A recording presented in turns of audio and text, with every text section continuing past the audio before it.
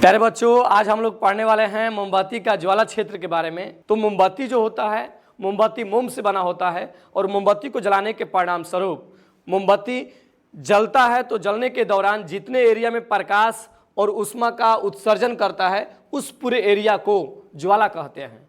ज्वाला का मतलब यही होता है, जितने एरिया में कोई पदार्थ जलकर ऊष्मा और प्रकाश फैलाते हैं उसी एरिया को हम ज्वाला कहते हैं। अब देख सकते हैं मोमबत्ती को जलने के बाद इतना एरिया में जो प्रकाश या ऊष्मा दे रहा है इसी हिस्से को हम ज्वाला कहते हैं। तो मोमबत्ती के ज्वाला को 3 भागों में बांटा जाता है। पहला है जो बाहरी वाला इलाका है उसको बाहरी क्षेत्र कहते हैं। अंदर वाला जो मिडिल पार्ट है या मिडिल जोन है उस मिडिल जोन को मध्य क्षेत्र कहते हैं। और बत्ती के पास वाला क्षेत्र जिसको आंतरिक क्षेत्र भी कहते हैं या इनर जोन भी कहते हैं, ध्यान रखिएगा। तो मोमबत्ती के ज्वाला क्षेत्रों को 3 भागों में बांटा जाता है। पहला है बाहरी क्षेत्र, दूसरा है मध्य क्षेत्र, तीसरा है आंतरिक क्षेत्र। तो आइए हर क्षेत्र के, हर जोन के खासियत के बारे में, गुण के बारे में जानते हैं। तो आइए, पहला जो है बाहरी क्षेत्र है और बाहरी क्षेत्र को ही प्रकाशहीन मंडल कहते हैं। तो पहला पॉइंट यह है कि इसका रंग नीला होता है।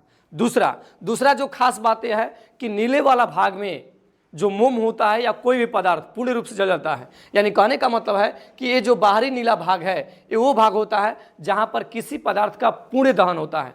पूर्ण दहन का मतलब यह है कि पदार्थ अच्छे से जल जाते हैं।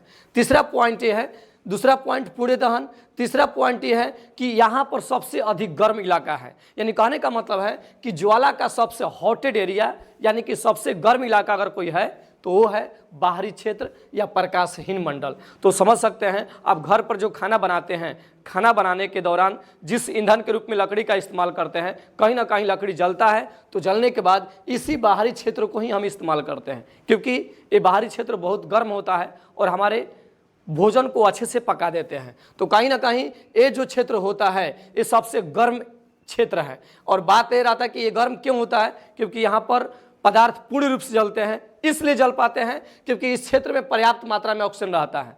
तो आप समझ सकते हैं कि ज्वाला का बाहरी क्षेत्र को ही हम प्रकाशहीन मंडल कहते हैं। इसका रंग नीला होता है, यहाँ पर पदार्थ अच्छे से जल जाते हैं। तीसरा पॉइंट ये है कि ये ज्वाला का सबसे गर्म भाग है। और चौथा पॉइंट ये है, ये इसलिए गर्म होता है क्योंकि यहाँ पर पदार्थ अच्छे से जलते हैं। इसलिए अच्छे से जलते हैं क्योंकि यहाँ पर ऑक्सीजन पर्याप्त मात्रा में पाया जाता है। अब दूसरे जोन के बारे में, मध्य क्षेत्र यानी कि प्रकाशमान मंडल के बारे में थोड़ा रिवीजन कर लेते हैं। पहला पॉइंट ये है कि मध्य क्षेत्र यानी कि प्रकाशमान मंडल का रंग पीला होता है। दूसरा बात कि यहाँ पर पदार्थों का अपूर्ण दहन होता है। अपूर्ण दहन का मतलब होता है कि यहाँ पर पदार्थ अच्छे से जलते नहीं हैं। तीसरा बात यह है कि ये जो है तापमान के मामलों में प्रकाशहीन मंडल से थोड़ा कम गर्म होता है। यानी कि सबसे गर्म जो क्षेत्र है वो प्रकाशहीन मंडल है और दूसरा गर्म क्षेत्र जो है प्रकाशमान मंडल है। लेकिन हाँ, चौथा पॉइंट जो है इसके बारे में खास बात यह है कि ये ज्वाला का सबसे चमकीला भाग है। यानी कि पीला वाला भाग जो है ये पूरे ज्वाला का सबसे चमकीला भाग है। और ख़ास बात ये भी है कि ये जो भाग होता है पीला वाला भाग, ये ज्वाला का सबसे बड़ा भाग भी होता है। तो आइए हम मोमबत्ती के अब अंतिम भाग जिसको आंतरिक क्षेत्र कहते हैं, ये बत्ती के पास वाला क्षेत्र होता है, ठीक है, इसी को केंद्रीय मंडल कहते हैं। तो आइए इसके बारे में जानते हैं, आंतरिक मंडल के बारे में, केंद्रीय मंडल के बारे में। केंद्रीय मंडल के बारे में पहला पॉइंट ये है कि केंद्रीय मंडल जो होता है, केंद्रीय मंडल का रंग काला होता है। दूसरा बात कि यहाँ पर पदार्थों का दहन नहीं होता है। जी हाँ, यहाँ पर अगर एक काला वाला हिस्सा देख रहे हैं, इस काले वाला हिस्सा में पदार्थों का दहन नहीं होता है। यानी कहने का मतलब यह है कि यहाँ पर मोम जलते नहीं हैं।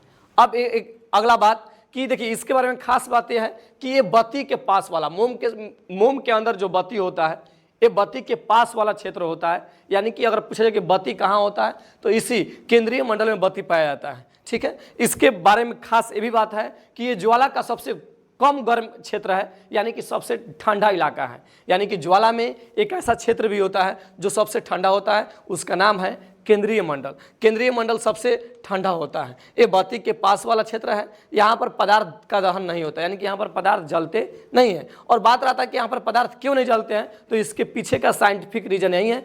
आंतरिक क्षेत्र में पदार्थ इसलिए नहीं जलते हैं क्योंकि इस क्षेत्र में ऑक्सीजन की मात्रा नहीं पाई जाती है। क्योंकि जानते हैं कि किसी भी पदार्थ को जलाने के लिए ऑक्सीजन चाहिए ही चाहिए, लेकिन बात रहता है कि केंद्रीय मंडल में ऑक्सीजन नहीं पाया जाता है, इसी की वजह से किसी पदार्थ का दहन नहीं होता है।